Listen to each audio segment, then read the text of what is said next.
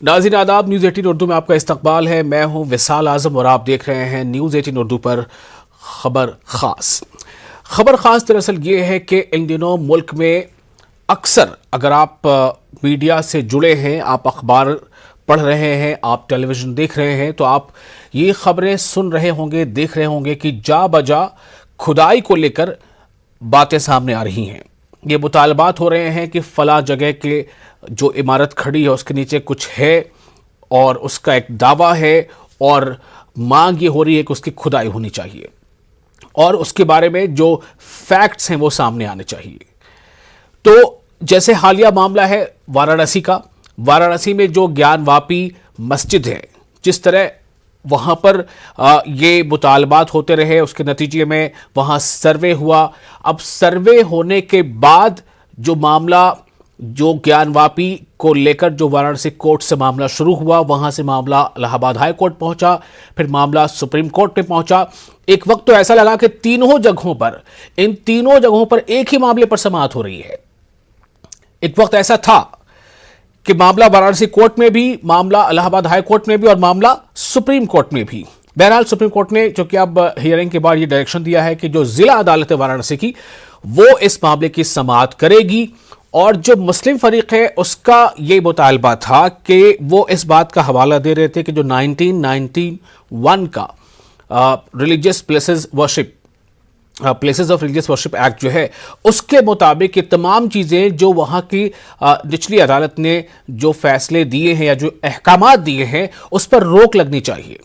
लेकिन अब आज ये समाअत हुई है जिस पर अब जाकर ना तो इस पर सुप्रीम कोर्ट ने खातिर ख्वाह इस तरह से रोक लगाई, बल्कि जो उसने हिदायत दी उसके मुताबिक अब आज ये बात सामने आई है कि ज्ञानवापी मामले में जो जिला अदालत है वो 26 तारीख को इस मामले की समाअत करेगी। आया ये जो पूरा सर्वे चल रहा है या जो हुआ, जहां से ये मामला शुरू हुआ, तो क्या 1991 एक्ट के मुताबिक अभी भी यानी ज्ञानवापी मस्जिद के मुकदमे को खारिज करने की जो अर्जी है, जो मांग है, उस पर समाअत 26 मई को होगी। साथ ही साथ ये भी बात सामने आई है कि जो सर्वे रिपोर्ट है वो दोनों फरीक को, यानी जो दो इसके अलग अलग पक्ष हैं, दोनों पक्षों को उसकी रिपोर्ट दी जाएगी। मामला जहां तक आगे बढ़ता है, आगे क्या कुछ होता है, कानूनी चाराजोई क्या होती है, मामला किस हद तक आगे बढ़ेगा, कितनी इसमें सियासत होगी या कितने इसमें कुछ और बातें सामने आएंगी। लेकिन इसी बीच अब खबर कुतुब मीनार को लेकर है।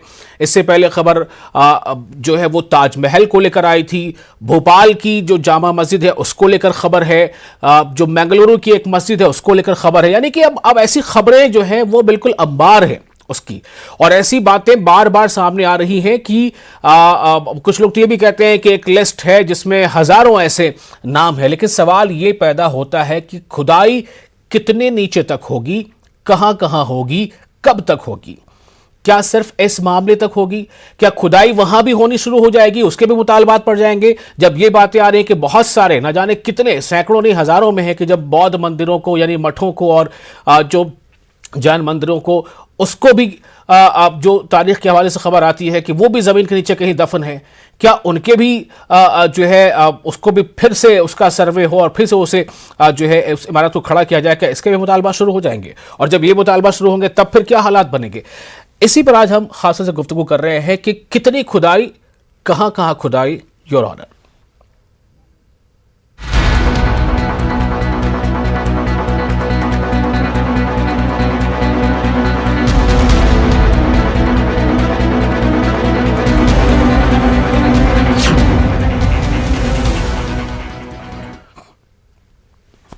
तो इस खास मौजू पर गुफ्तगू करने के लिए हमारे साथ कुछ खास मेहमान हैं।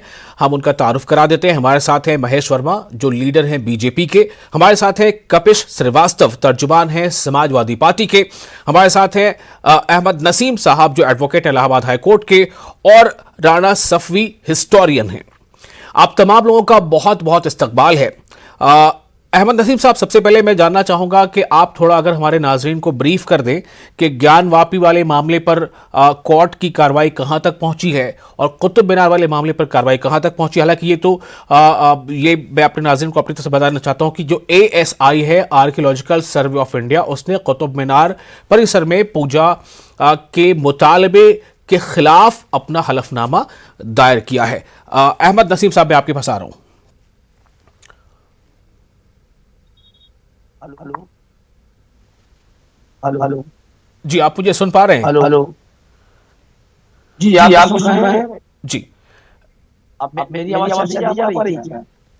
जी, आपकी आवाज़ में थोड़ी दिक्कत पेश आ रही है। अभी आपकी आवाज़ बेहतर करने की कोशिश होगी। मैं तब तक दूसरे मेहमान का रुख करूंगा। हमारे साथ मौजूद हैं राना सफ़ी, जो हिस्टोरियन हैं। मैं उनके पास जाना चाहता हूं। राना सफ़ी साहब, आज जो हमने मौजू उठाया है वो है कितनी खुदाई, कहाँ कहाँ खुदाई, योर ऑनर। और जैसा हमने ब्रीफ किया पहले कि ज्ञानवापी मामले पर समाअत अभी जारी है, यानी कि कल 26 को समाअत इस बात पर होनी है कि जो एक फरीक ने आवाज़ मुतालबा किया है कि सरासर ये होना ही नहीं चाहिए जो कुछ हो रहा है, 1991 का हवाला देते हुए। प्लस ये भी अपडेट आया है कि उसमें जो रिपोर्ट है सर्वे की वो सबको दिया जाएगा दोनों को। दूसरी तरफ कुतुब मीनार मामले पर समाअत जो है वो फैसला महफूज रख लिया गया है। ASI ने अलबत्ता इसकी मुखालफत की है। मैं आपसे जानना चाहता हूँ कि इससे थोड़ा अलग हटकर कि ये खुदाई का या फिर ये कि ज़मीन के नीचे क्या है, ये सिलसिला क्या यहाँ से अब चल पड़ा है और ये अनवरत चलता रहेगा? कहाँ तक चल सकता है ये सिलसिला, कहाँ तक जाएगा? देखिए, जैसे आपने फरमाया कि ये सिलसिला आखिर कहाँ तक जाएगा, क्योंकि हिंदुस्तान जो है वो तो इसकी इतनी पुरानी तारीख है और एक पैलिम्पेस्ट है ये यहाँ पे, तो एक के ऊपर एक यहाँ पे चीजें बनती रही हैं। और जहां तक सबसे पहले मैं कुतुब मीनार के ऊपर आना चाहूंगी। जो कुतुब मीनार की जहां तक बात है तो उसमें तो कोई खुदाई की जरूरत ही नहीं है, क्योंकि कुतुब मीनार तो खुद ही गवाही दे रहा है। जैसे कि लाहौरी ने कहा था शाबाशाह नामा में कि बाज़बान बेजुबानी, तो ये इमारतें जो है ना बाज़बान बेजुबानी ही अपनी गवाही दे रही है, क्योंकि इसमें जो इसका की तारीख है वो पूरी अंदर और बाहर लिखी हुई है। अंदर जैसे ही दरवाजे से अंदर दाखिल होते हैं, और ये सब मौजूद है। ASI की ही मैनुअल्स है, ASI की मेमोयर नंबर 22 है जो 1916 में लिखी गई थी। पेज थे ASI के उस वक्त सुपरिटेंडेंट, उन्होंने लिखी थी कि आप जैसे ही अंदर जाते हैं वैसे ही वहां पे पत्थर है जिसपे 1199 लिखा हुआ है। तो हमें मालूम है ये 1199 में ये बनना शुरू हुआ है। उसके बाद जैसे ही आप ऊपर जाते जाइए, सीढ़ियों से जाइए पूरे ऊपर तक, एक जमाने में ये खुला रहता था, पहली मंजिल तक मैं जा चुकी हूँ। और वहां पे आपके हर दरवाजे पे, बालकनी के सामने जो दरवाजे हैं, जो खिड़कियां हैं छोटी छोटी, उन पे खुदाई की हुई है और उस पे ये नक्शा के किसने कब बनाया। और बाहर का जैसे आप अंदर आते हैं, जो उसका दरवाजा है उस पर लिखा हुआ है कि इसके जो आर्किटेक्ट थे वो फजल अबुल माली थे, और जो मस्जिद जो है बगल में उसके भी आर्किटेक्ट भी थे। तो एक ही साथ दोनों बनी थी। और उसके बाद आप जब पहली मंजिल के बाद दूसरी मंजिल पे जाए तो वहां लिखा हुआ है कि ये जो है इसके जो आर्किटेक्ट थे वो अमीर कोह थे और ये इल्तुतमिश ने बनाया है। अच्छा, बाहर के जो बैंड्स हैं जिसमें कैलीग्राफी है, उसमें क्योंकि हमको पढ़ना तो आता नहीं इसलिए हम पढ़ नहीं पाते, लेकिन उसमें कुरान शरीफ की आयतें हैं और उसके नीचे फारसी में इंस्क्रिप्शंस है, और उसमें भी लिखा हुआ है कुतुबुद्दीन ऐबक के ऊपर रेफरेंस है कि अमीर अल मोमिनीन ने ये बनवाया, और उसके बाद मुइज़ुद्दीन शाम का भी जिक्र है उसके ऊपर। तो ये तो पहली मंजिल के ही बैंड्स पे सब कुछ लिखा हुआ है। ऊपर तो फिर आप जाइए तो वो टूट गया था, उसके बाद उसको ये फिरोज शाह तुगलक ने और फिर सिकंदर लोदी ने बनवाया, वो सब पूरा मौजूद है। इसमें देवनागरी में भी इंस्क्रिप्शंस है और उसमें भी है, फारसी में भी है। तो कुतुब मीनार तो खुद ही अपनी गवाही दे रहा है। जहां तक उसके बगल में मस्जिद का सवाल है, वो मस्जिद जो थी वो टेम्पल स्पॉइलिया से बनी है, और ये बात कोई नई नहीं है, छुपी हुई नहीं है। ये मेरी भी जो किताब है मेहरौली के ऊपर वेस्ट स्टोन्स पीक, उसमें भी मैंने इसका जिक्र किया है, सर सैयद ने भी इसका जिक्र किया है, और ये बात खुद उस मंदिर उस पे मस्जिद पे लिखी हुई है। जो उसका ईस्टर्न दरवाजा है उस पर लिखा हुआ है ये कि ये जो है इसका जो इसमें बनाया गया है, इसमें इसका मंदिरों का मलबा इस्तेमाल किया गया है। तोड़ के मंदिर नहीं बनाए गए। थोड़ा सा आपको यहाँ पर रोकना चाहूंगा और मैं आपसे मजीद गुफ्तगू भी करूंगा, जारी रखूंगा इस गुफ्तगू को। थोड़ा सा सिर्फ ये रोकना चाहता हूँ आपको, इसलिए कि ठीक है आपने कहा कि इमारत तो खुद ही ये बता रही है कि हम कब से खड़े हैं, हमें किसने बनाया है, लेकिन सवाल इस बात को लेकर है कि जिन इमारतों की शनाख्त या जिन इमारतों की पूरी तरह से पहचान या पूरी तरह से उसके वजूद का निशान अगर लिखित कहीं पर नहीं है, तो उस पर जो दावे अगर होते हैं तो उसे कैसे क्लैरिफाई किया जाएगा? ये सवाल मैं आपके पास रखता हुआ आऊंगा आपके पास। लेकिन पहले मैं महेश वर्मा जी के पास जाना चाहता हूं। हमारे साथ मौजूद है बीजेपी के लीडर महेश वर्मा जी। बिल्कुल जो सभ्यताएं हैं वो बदलती रही है, अलग अलग दौर में अलग अलग सभ्यताएं रही हैं। तारीख में हम कहां तक पीछे जा सकते हैं? सवाल सिर्फ इतना है कि कब तक खुदाई, कितनी खुदाई, कहां तक खुदाई? यहाँ खुदाई की नहीं है, खुदाई उस चीज की भी आज हो रही है और हमारे आपके सामने चीजों को ऐसे रखा जाता है जैसे इस देश में पता नहीं एक बार विशेष के साथ जो है क्या हो रहा है, जबकि हकीकत ये नहीं है। हकीकत ये है कि आज कुतुब मीनार के नाम पर जो सच्चाई सामने है, जिसका पर्दाफाश हुआ और जो गैर कानूनी काम इस देश में एक वर्ग विशेष को कहीं सपोर्ट करके उसको इसके लिए प्रोत्साहित करके इस देश में संविधान, विधि विधान और गैर कानूनी काम करने के लिए किस तरह से उकसाया गया, किस तरह से एक वोट बैंक के लिए उसको मदद की गई, उसका सबसे बड़ा प्रमाण है आज कहीं जामा मस्जिद, आज कहीं फिरोज शाह कोटला, हुमायूं टॉम, सफदरजंग टॉम, ये सब संरक्षित स्मारक है, मोन्यूमेंट्स है, जहां पे एएसआई जो है किसी तरह के पूजा उपासना का इजाजत नहीं देती है। और इसका खर्चा जो है इस देश में आजादी के बाद 1956 के बाद सारी खर्च जो है भारत सरकार उठाती है जी।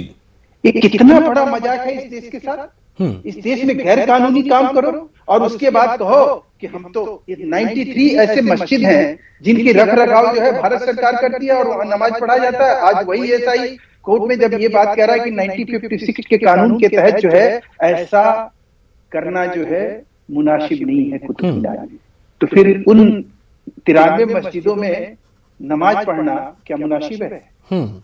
सिर्फ इस नाम पर वहां छूट दी गई 56 से लेके अब तक कि देश के मुसलमानों का वोट चाहिए, तो इनको इनके गैर कानूनी काम को भी हम कहीं एक्सेप्ट करें? ये क्या मतलब बनता है? हम देशवासी, हम इस देश के विधि विधान और संविधान में क्या विश्वास रखते हैं या नहीं रखते हैं? सवाल ये नहीं है कि खुदाई हो रही है या क्या हो रहा है, सवाल ये है कि आज संविधान और कानून को मजाक बना के रखने वाले लोग से मैं पूछता हूं कि आप इस देश में अगर रहते हैं तो पहले ये तय कर लीजिए कि आपका ईमान जो है इस्लाम है या संविधान है। ये तय करिए, उसके बाद आगे बढ़िए। हम तो समझते हैं कि हमारे देश में बीइंग हिंदू, मैं समझता हूं कि सबसे पहले संविधान है, उसके बाद मैं हिंदू हूं, हिंदुस्तानी सबसे पहले हूं, उसके बाद हिंदू हूं। तो अगर ये सोच हमारी है तो आपकी सोच ऐसी क्यों नहीं है? देश के 93 मस्जिदों में जो है गैर कानूनी ढंग से जो है नमाज पढ़ी जाएगी। कुतुब मीनार में आप जब आज सवाल किसी ने खड़ा किया, सवाल है कि जिसने भी ये बात कही वो गलत कही, कानूनन वैसा कर नहीं सकता है। ठीक है, मैं इसका जवाब लेता हूं। हालांकि आपने एक ऐसा सवाल किया है जिस पर अहमद नसीम साहब, आपको मेरी आवाज मिल पा रही है क्या? आवाज मिल रही है। अगर आपने महेश वर्मा जी को सुना हो तो उनका सवाल ये है कि संविधान और देश के कानून का सहारा लेकर वोट की राजनीति के लिए कुछ ऐसे काम किए गए हैं जो अब नहीं होने चाहिए। और एक सवाल ये भी उठाया है कि संविधान या ईमान, मतलब जो अपनी तरह से वो बात कर रहे हैं। मैं चाहूंगा कि आप इस बारे में कुछ अपनी बात रखें। देखिए महेश वर्मा जी की बात जो है कि वो जो कह रहे हैं कि मस्जिदें हैं जो राष्ट्रीय इमारत घोषित कर दी गई है, नमाज हो रही है, तो इनका जवाब मैं देना चाहता हूं कि मस्जिदें बनाई किसने, बनी कब और तब से आज तक नमाज हो रही है। चाहे वो 16वीं सदी में बनी हो, चाहे 18वीं सदी में बनी हो और चाहे 13वीं सदी में बनी हो, नमाजें आज तक रुकी नहीं रही। और रही बात जो संविधान की बात कर रहे हैं, तो संविधान अगर आप संविधान मान रहे हैं और संविधान की आप बात कर रहे हैं तो वो नसीम साहब, मैं बहुत माजरत के साथ कह रहा हूं कि आपकी आवाज सही तौर पर नहीं मिल पा रही है। मैं चाहूंगा कि हमारी टेक्निकल टीम इसे देखे। मैं फिलहाल रुख करता हूं कपिश श्रीवास्तव जी का। कपिश श्रीवास्तव जी, मैं आपके पास आ रहा हूं। समाजवादी पार्टी से आप जुड़े हैं और फिर राना सफी साहबा से तो मुझे बात करना ही है। फिर दो बातें हैं। अगर कोई पक्ष कहीं पर भी 1991 का जो एक्ट है उसका सहारा ले रहा है, तो क्या उस एक्ट के बनने में तमाम दलों ने अपनी सहमति नहीं जताई थी? मैं कह रहा हूं तमाम दल। मैं आपसे ये जानना चाहता हूं कि महेश वर्मा जी का जो अपना पक्ष है, जो वो बात जिस तरह से रख रहे हैं, अगर ये माना जाए कि तमाम ऐसे दलों ने जिन्होंने सिर्फ वोट की राजनीति के लिए ऐसे मसलों को जिंदा रखा है, तो निशाना आपके ऊपर भी है। आजम साहब, पहली बात तो ये कह रहे हैं कि जिसको ये गैर कानूनी और अपने आप को बड़े संविधान के को पोषण करने वाले बता रहे हैं, तो आप तो स्वयं देख लीजिए कि भारतीय जनता पार्टी को देश के संविधान से कोई लेना देना नहीं। अगर इनको देश के संविधान से, देश के जी अगर इनका लेना देना होता तो ये अयोध्या के अंदर जब 1947 में ही यथास्थिति बनाए रखने का आदेश था, तो आदरणीय आडवाणी जी क्यों रथ यात्रा लेकर के निकले और फिर क्यों डिमोलिश की गई? क्या इनको न्यायालय पे भरोसा नहीं था कि जब उसमें वर्डिक्ट आती तो मंदिर आता कि मस्जिद आता? और दूसरी बात, इस बात की मुझे बताइए कि जस्टिस हमारे गोगोई साहब की जो पीठ थी, उन्होंने तो स्पष्ट कर दिया कि जो विवादित ढांचा गिराया गया वो जो है वो क्रिमिनल एक्ट था। तो क्या Bharatiya Janata party criminal act कर रही थी? क्या लाल कृष्ण आडवाणी जी जो रथ यात्रा लेकर के निकले थे, उनको न्याय की प्रक्रिया में भरोसा था नहीं? और जिस तरीके से डिमोलिश किया गया, यथास्थिति बनाए रखने का आदेश संविधान के तहत दिया गया था, तो क्या हमारे महेश वर्मा जी ने इसको देखा? तो ये वो तमाम चीजें हैं। जी, लेकिन अब सवाल ये पैदा होता है कि जो मौजूदा हालात में हम देख रहे हैं, आप ज्ञानवापी ले लीजिए, मथुरा ले लीजिए, भोपाल में खबर आ रही है, बेंगलुरु में खबर आ रही है, कुतुब मीनार पर सवाल है, ताज महल पर सवाल है, ये सिलसिला थमेगा कब और कितनी खुदाई आप करेंगे? फिर बौद्ध कल होकर खड़े हो जाएंगे कि भाई हमारे भी बौद्ध मठों को गिराकर मंदिर बनाए गए हैं, तो उसकी भी जो है उसे पुनर्जीवित किया जाए। फिर जैन खड़े हो जाएंगे। तो ये आखिर मेरा सवाल वही है कि खुदाई का ये सिलसिला कब तक जारी रहेगा? देखिए, इसी सब से निजात पाने के लिए बहुत ये मंदिर इस देश के बनाने वालों ने 1990 जी लेकर के आए। हाँ, और आप देखिए उसको संविधान के मूल ढांचे से जोड़ दिया जस्टिस गोगोई की पीठ ने अयोध्या मसले पर, लेकिन इनको उस पर विश्वास नहीं है। इनको उस पर कोई विश्वास नहीं है कि किस तरीके से संवैधानिक पीठ ने जिस तरीके से इसको मूल ढांचे से जोड़ दिया है, आपको उस एक्ट पर भरोसा नहीं, क्योंकि वो सेक्शन 4 ये कहता है इस बात को कि जो चीज जैसे प्लेसेस हैं आपकी वर्शिप की, वो एज इट इज रहेंगी, वो वैसे ही उसी नेचर में रहेंगी। ठीक है, तो इन लोगों ने जी बिल्कुल, मैंने आपकी बात सुन ली है। और अब मैं वापस अहमद नसीम साहब के पास जाना चाहता हूं। अहमद नसीम साहब, वक्त तो कब होता चला जा रहा, बट फिर भी मेरा आपसे ये सवाल है कि इसमें लीगैलिटी या कानून, अब जब ये बात कही जाने लगी कि संविधान और कानून का सहारा लेकर के ही जिन धर्म स्थलों को ही जिस तरह से छोड़ा गया है, वो जो है उस पर राजनीति की गई है, तो फिर इसका मतलब तो ये है कि सब कुछ गलत ही होता चला गया, अब सही हो रहा है? नहीं, देखिए, कुछ भी सही नहीं हो रहा, बल्कि ये कहा जाए कि अब गलत हो रहा है। जो संविधान की बात की जा रही है, वो संविधान रह कहाँ गया है? अब तो जितने भी हमारे जो जजेस हैं, जो न्यायिक अधिकारी हैं, तो वो अपना भविष्य सुरक्षित कर रहे हैं। वो तो किसी को आप तोहफा दे रहे हैं, तो हर आदमी सोच रहा है तोहफा मुझे मिलेगा, तो हर आदमी गलत फैसले कर रहा है। जब 1991 में प्लेस ऑफ वर्शिप एक्ट आ गया, तो ये ज्ञान माफी का मसला क्यों उठाया गया? जब इस पर हाईकोर्ट ने ऑलरेडी पहले तो रोक लगा रखी थी, तो फिर सुनवाई क्यों शुरू कर दी गई? तो ये 2024 का ये तैयारी है, एक तरह कहा जाए ये रिहर्सल 2024 की तैयारी चल रही है जी। और 2024 के लिए ये तमाम मस्जिद मंदिर ये बात खाई जा रही है। ये कभी मथुरा जाएंगे, कभी काशी जाएंगे, कभी जो है तो मीनार जाएंगे, और कुछ रह नहीं गया है। संविधान के लिए कुछ नहीं है। ये करे तो संविधान, पूरा करे तो संविधान माने, ईमान पहले, संविधान पहले। महेश जी, मैं आपके पास आऊंगा, आपको वक्त दूंगा, प्लीज थोड़ा सा शांत रहें। जी महेश जी, मैं आता हूं आपके पास। हाँ, नसीम साहब बोलें। जी, ये अभी जो महेश जी कह रहे थे संविधान के बाद, तो संविधान रह कहाँ गया है? महेश जी ये बतावे कि जो अभी जैसा कि हमारे एक साथी ने कहा कि अयोध्या के मामले में संविधान खत्म हो गया। जिस पूर्व मुख्यमंत्री हमारा जिसने हलफनामा दिया था सुप्रीम कोर्ट पे कि बाबरी मस्जिद की स्थिति बरकरार रखा जाएगा, जिसको 24 घंटे की सजा दी गई, तो उसको भी आप संविधान के खिलाफ मानते हो? बर्दाश्त कर लीजिएगा। 24 घंटे। महेश जी, मैं आपके पास आ रहा हूं, प्लीज थोड़ा सा संयम का मुजाहरा करें। महेश जी, मैं आता हूं आपके पास। जी नसीम साहब, सिंह को सजा दी गई थी, 1 दिन की सजा उनको दी गई थी कंटेम्प्ट पर, जो उन्होंने झूठा हलफनामा सुप्रीम कोर्ट में दिया था। और रही बात जब प्लेस ऑफ वर्शिप एक्ट आ गया है, जब 15 अगस्त 1947 के पहले की जो भी इमारतें, धार्मिक स्थल या गुरुद्वारे, मंदिर, मस्जिद हैं, उनका कोई क्लेम नहीं होगा। तो हैरत की बात यह है कि उसी की सुनवाई मजिस्ट्रेट कर रहा है, उसी की सुनवाई सेशन कर रहा है, उसी की सुनवाई हाई कोर्ट कर रहा है, उसी की सुनवाई सुप्रीम कोर्ट कर रहा है। तो ये एक तमाशा हो रहा है, देश में संविधान कुछ नहीं रह गया। ठीक है, मैं महेश जी आपके पास आता हूं, आप कुछ कहना चाह रहे थे महेश जी। जी महेश वर्मा, बीजेपी। तमाशा, क्योंकि आप इस देश में एक बींगे मुसलमान ही बात कर रहे हैं, इसलिए तमाशा हो गया। क्या मतलब बनता है आपका? आप तमाशा कहेंगे देश की कोर्ट और कचहरी को, सुप्रीम कोर्ट को? बिल्कुल तमाशा हो रहा है, तमाशा हो रहा है, तमाशा हो रहा है, बिल्कुल तमाशा हो रहा है। कहीं कानून की रक्षा नहीं की जा रही है। एक मामले की, हाँ मैं आता हूं क्या मजाक जगह नहीं होती है, एक मामले की 4 जगह सुनवाई नहीं होती जी। सुनवाई एक कोर्ट करेगी, अरे भाई सुप्रीम मैं कोर्ट तो भी ये कह करेगा, रहा हूं कि हाई कोर्ट वही भी मुलायम करेगा। सिंह यादव से पूछिए ना, इतना चिल्ला चिल्ला के जो बोल रहे हैं। एक मिनट आप अपनी बात, आने से पहले लाखों हिंदू किसी भी मामले की सुनवाई एक कोर्ट करेगा, ना कि नदी कोर्ट भी करेगा, तो सेशन कोर्ट भी करेगा, हाई कोर्ट भी करेगा। क्या तमाशा हो रहा है? ये तमाशा नहीं। जनरल डायर की तरफ भून दिया उन लोगों को, बाबरी मस्जिद के जो विवादित ढांचा था उसको ध्वस्त करने के मामले में।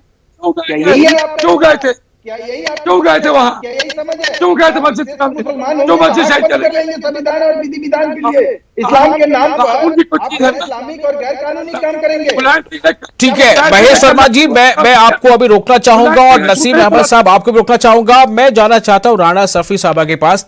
देखिए बात इसी की है कि जब बात कभी होगी खुदाई पर खुदाई, खुदाई पर खुदाई, क्लेम पर क्लेम, तो फिर ये बहुत बड़ा दायरा हो जाएगा। मेरा सवाल सिर्फ ये कि कब तक होता रहेगा ये सब कुछ। हालांकि जो बाबरी मस्जिद की बात होती है, जो उसका जो वर्डिक्ट आया था उसमें बाकायदा जजेस ने यह कहा था कि जो गिराया गया है उस ढांचे को वो क्रिमिनल एक्ट है, रिटर्न है ये मैं नहीं कह रहा हूं, ये सब लोग जानते हैं। इस पर राणा सफी साहब मैं आपके पास आता हूं जी। इस मसले का हल आखिर कहां पर जाकर होगा? आखिरी चैप्टर क्या होगा?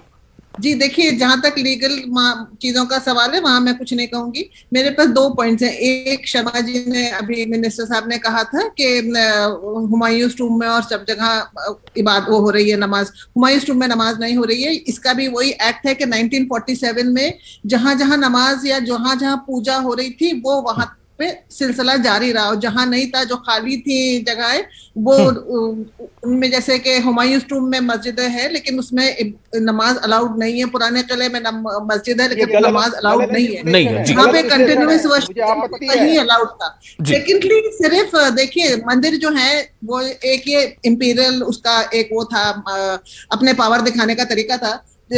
आप 642 में देखें तो क्या कहते हैं, पल्लव राजा जो थे नरसिम्हा वर्मन, उन्होंने जाके जब वटापी का इसका चालुक्य का जब किंगडम पे धावा बोला है वटापी में, तो वहां पर उन्होंने मंदिरें तोड़ी। जब राष्ट्रकूटा, पल्लव, चंडेला, चोला ये सब लड़ते थे आपस में तो ये एक दूसरे की मंदिरें तोड़ते थे, क्योंकि ये एक पॉलिटिकल स्टेटमेंट था। ये इसमें कोई उस वक्त मजहब की बात नहीं थी क्योंकि वो सब एक ही मजहब के थे। लेकिन ये कि हाँ, वहां से वो जो थे आइडल जो थे, जैसे कि राजेंद्र चोला जब उन्होंने नॉर्थ पे अटैक किया है, यहाँ से गए हैं वो साउथ से, तो वो फिर वहां से उन्होंने मंदिर तोड़े और वहां से मूर्ति ले आए और उन्होंने अपने कैपिटल में उसकी स्थापना की। तो ये चीजें जो है मतलब हम कहीं रुक ही नहीं सकते, क्योंकि ये तो एक देखिए, हम इस वक्त कॉन्स्टिट्यूशनल उसमें रह रहे हैं, डेमोक्रेसी में रह रहे हैं, सबसे बड़ी दुनिया की डेमोक्रेसी में रह रहे हैं। हमको रूल ऑफ लॉ फॉलो करना है। जो राजा महाराजा करते थे या जो बादशाह शहनशाह करते थे, हम वो नहीं कर सकते। वो अपनी कुव्वत दिखाते थे। बिल्कुल, ये एक आपने बहुत बड़ा मुझे लगता है एक पंचलाइन दे दिया है कि हम एक डेमोक्रेटिक कंट्री में है, यहाँ रूल ऑफ लॉ है। जो राजा महाराजा जो करते थे या जिस तरीके पर करते थे हम वो नहीं कर सकते। और मैं कपिश जी आपके पास आना चाहता हूं। कपिश जी, सवाल यह भी है कि देश बना, देश बनने के बाद संविधान बना, कानून बना।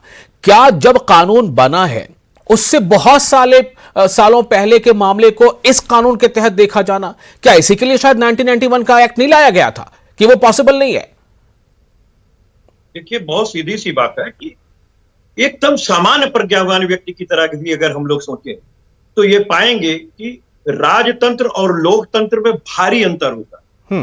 राजतंत्र में एक राजा दूसरे राजा को जब जीतता था तो उसकी रानियां तक उसकी अपनी हो जाती थी। जौहर प्रथा ऐसे नहीं चलती थी। मैं तो बहुत सीधी सीधी एक बात कहना चाहता हूं कि आप राजतंत्र को लोकतंत्र में आप रिवेंज लेना चाहते हो, लोकतंत्र के अंदर राजतंत्र से रिवेंज लेना चाहते हो। अब कहां तक लोगे रिवेंज?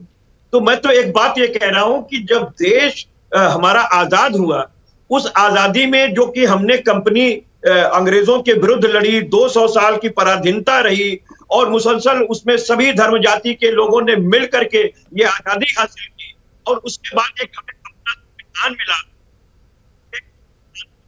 जी, के अंदर गंगा जमुनी सभ्यता बनी, जो हमारी संस्कृति है वो मिली जुली संस्कृति है। हम ये नहीं कह सकते कि सिर्फ हिंदुइज्म ही हमारी एक संस्कृति का हिस्सा होना चाहिए। तो हम जब आजाद हुए उस समय हमारी डेमोक्रेसी जब आती है तो उस समय हमारा सांस्कृतिक धरोहर क्या क्या थी, वो सारी चीज भारतीयों की है। अब आप औरंगजेब की औलाद उत्तर आप भारत में वर्तमान समय में खोजें तो वो नहीं मिलेगा, क्योंकि जिस हुकूमत के विरुद्ध, अंग्रेजों के विरुद्ध हम लोगों ने लड़ाई लड़ी, उसमें औरंगजेब की औलाद कोई नहीं था।